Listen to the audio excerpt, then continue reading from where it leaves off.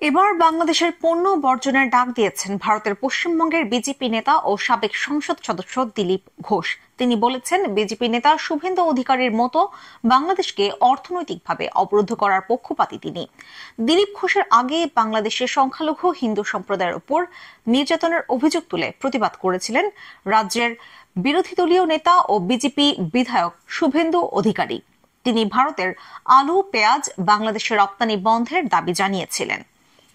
বাংলাদেশের নাগরিকদের ভারতে ভিসা না দেওয়ারও দাবি তুলেছিলেন তিনি। বুধবার সামাজিক যোগাযোগ মাধ্যম এক্সে দিলীপ ঘোষ বলেন, আমাদের দেশে বাংলাদেশের পণ্য বিক্রি করে সেই টাকা দিয়ে ভারত বিরোধী কাজ করবে বাংলাদেশ, তা মানা যায় না। তাই বাংলাদেশের পণ্য কেনা বন্ধ করা হোক। তবে বিজেপির কেন্দ্রীয় নেতারা দিলীপ ঘোষ বা শুভেন্দু অধিকারের সঙ্গে সুর মেলাননি। 10 ডিসেম্বর পশ্চিমবঙ্গের বসিরহাট মহকুমার ভারত বাংলাদেশের ঘোচাডাঙ্গা স্থল সীমান্তে সনাতন সমাজ আহত এক প্রতিবাদ সভায় শুভেন্দু অধিকারী বলেছিলেন, বাংলাদেশে হিন্দুদের নির্যাতন করে মানবাধিকার লঙ্ঘন করছে বাংলাদেশ। সেদিন ঘোচাডাঙ্গা সীমান্তে ভারত বাংলাদেশের চলমান আন্তর্জাতিক বাণিজ্য কিছু সময়ের জন্য বন্ধ করে দেওয়া হয়েছিল। তিনি বলেছিলেন, আমরা বাংলাদেশের উপর নির্ভরশীল নই, ওরা নির্ভরশীল। এদিকে ভারতের সীমান্তরক্ষী বাহিনী বাংলাদেশি অনুপ্রবেশকারীদের ভারতে ঢুকতে দিচ্ছে বলে অভিযোগ করেছেন পশ্চিমবঙ্গের মুখ্যমন্ত্রী মমতা বন্দ্যোপাধ্যায়। তিনি বলেন, বিএসএফ এর এই আচরণের পেছনে কেন্দ্রীয় সরকারের হাত আছে। এটা পশ্চিমবঙ্গকে অস্থিতিশীল করার চেষ্টা। মমতা আরো বলেন, মানুষ চিকিৎসার জন্য পশ্চিমবঙ্গে আসতে পারেন, কিন্তু সেই তথ্য রাজ্য সরকারের জানা থাকা দরকার।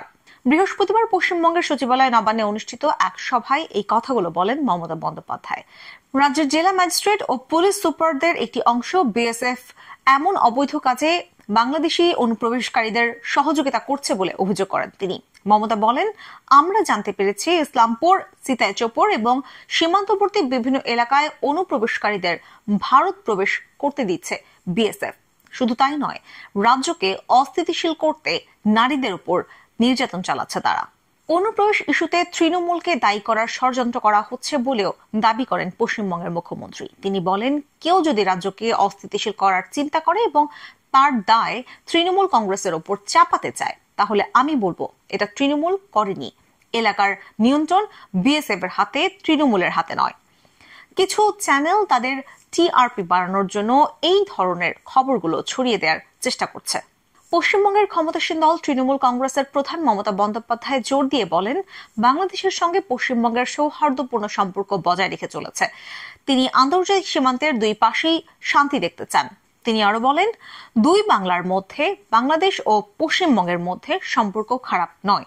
আমরা একই ভাষায় কথা বলি, আমাদের জীবনচারণ একই ধরনের। মানুষ চিকিৎসার জন্য এখানে আসতে পারেন, কিন্তু আমাদের সেই তথ্য জানা থাকা দরকার। একই সঙ্গে মমতা বলেন, তিনি কেন্দ্রীয় সরকারকে ইতিমধ্যে কয়েক দফায় বলেছেন, বাংলাদেশের পরিস্থিতি সম্পর্কে সরকার যে সিদ্ধান্তই নিক না কেন তা অনুসরণ করবেন। মুখ্যমন্ত্রী বলেন, কিন্তু আমি যদি দেখি কেউ আমার রাজ্যকে অস্থিতিশীল করতে সন্ত্রাসবাদের সহায়তা করছে, আমি তার প্রতিবাদ জানাবো। কেন্দ্রীয় সরকারের কাছে এ বিষয়ে কড়াভাবে চিঠি পাঠাবেন বলে উল্লেখ করেন মমতা।